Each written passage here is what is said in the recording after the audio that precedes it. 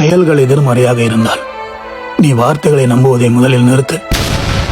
எதிர்பார்ப்பு நிறைவேறினால் எதையுமே ஆராயாமல் நீ எல்லாவற்றையும் நம்பிவிடுவாய். உனக்கு எது மகிழ்ச்சியை தருகிறதோ அதை பற்றிய மற்றவர்களுடைய கருத்து உனக்கு தேவையே இல்லை. திரும்ப சரியாக பொருத்த வேண்டும் என்றால் உன்னை உடைத்தவரிடமிருந்து நீ முதலில் ஒதுங்க வேண்டும். மகிழ்ச்சியை தேடி நீ போகவில்லை என்றாலும் சில நகர்வுகளினால் தான் காயத்திலிருந்து மீள முடியும். உனக்கு மரியாதை கொடுக்கவில்லை எனில் இன்னும் அவர்கள் தங்களுக்கான தகுதியை வளர்த்துக் கொள்ளவில்லை. உன்னை குணப்படுத்த யாரும் இல்லை என்னும் போது வலியை வெளிக்காட்டுவது இன்னும் உனக்கு வலிக்கும்.